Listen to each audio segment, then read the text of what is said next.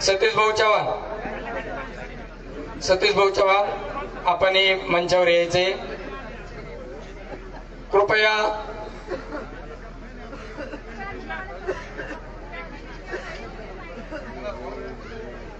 मी विनंती करतो आदरणीय अंबादादा दानवे यांनी या मोर्चाला संबोधित करावं।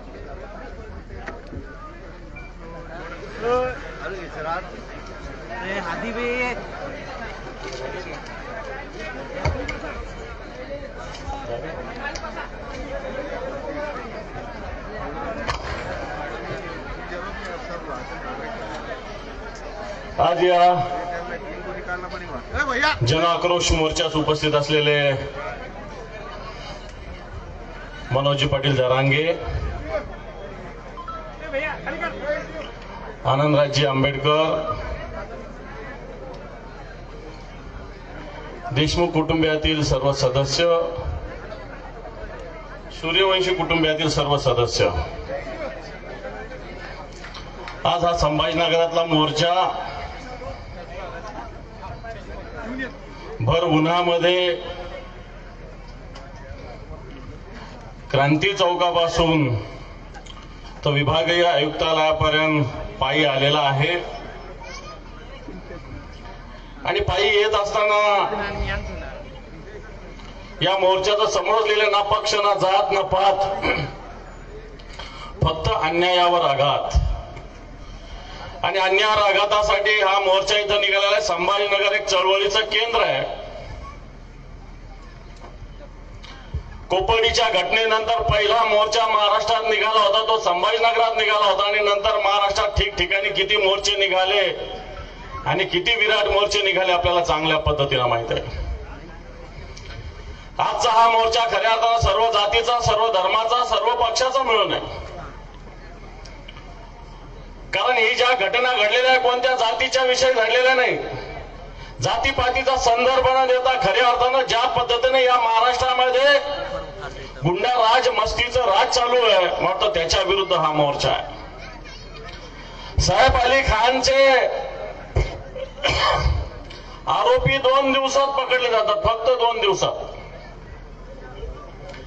आणि आज या ठिकाणी संतोष अण्णा देशमुखांचा खून करणारे लोक 40 दिवस झाले तरी पकडले जात नाही। या महाराष्ट्राचं दुर्दैव आहे।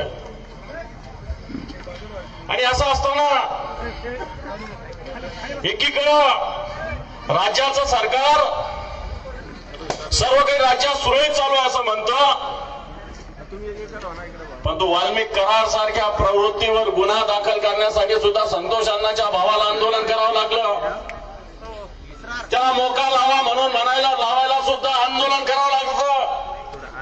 घरात दुःखाची घटना घडलेली असताना या लहान चिल्ल्या पाल्यांना न्याय मागण्यासाठी या महाराष्ट्रात फिरावं लागतं। खऱ्या अर्थानं या महाराष्ट्राला याची खऱ्या अर्थानं आपल्यालाच खऱ्या अर्थानं याची शरम वाटली पाहिजे, अशा प्रकारची स्थिती। आणि म्हणून हा अन्याय विरुद्ध एल्गार मोठ्या ताकदीने आपल्याला उभा करायचा आहे। एकीकडे प्रफुल्ल पटेल सारखे लोक म्हणतात की कोणी राजीनामा मागायचा, धनंजय मुंडेचा द्यायचा का? या प्रफुल्ल पटेल विषयी मुंबईत येऊन पंतप्रधान म्हटले होते की कुछ लोग मिर्ची का व्यापार करते हैं, कुछ लोग मिर्ची से व्यापार करते। इक्बाल मिर्ची नावाचा जो अतिरेकी त्याच्याविषयी बोलले होते पंतप्रधान। आज हाच प्रफुल्ल पटेल अशा पद्धतीने बोलत असताना मला तो वाल्मिक करार असेल, धनंजय मुंडे असेल, हे एकाच माळ्याचे मणी आहेत। धनंजय मुंडे एकीकडे शिर्डीला म्हणतात की माझ्या मागे अजितदादा पवार खंबीर उभे आहेत। याचा अर्थ अजितदादा पवारचा धनंजय मुंडेच्या सगळ्या कामाला सहकार्य आहे आणि म्हणून हे सहकार्यच गुन्हेगारांना मदत करते की अशा प्रकारची स्थिती बांधवांनो। आणि म्हणून भले सगळ्यावर मोका लागला असेल, भले अजित पवार बीडचे पालकमंत्री झाले असतील, परंतु उद्या राग शांत झाल्यावर पुन्हा धनंजय मुंडेला पालकमंत्री करतील अशा प्रकारची स्थिती आहे। आणि म्हणून या सगळ्याला विरोध आपलाय। आज हा मोर्चा निघत असताना फास्ट ट्रॅक कोर्टामध्ये सगळं चाललं पाहिजे। लवकरात लवकर सगळ्या घटना, कुटुंबीय म्हणतात की मला या सगळ्या गोष्टीची आम्हाला माहिती पाहिजे। सीआयडीचे अधिकारी देऊ शकत नाही माहिती, पण तो सरकारच्या जबाबदार मंत्र्यांनी ही माहिती समाजाला, जनतेला दिली पाहिजे।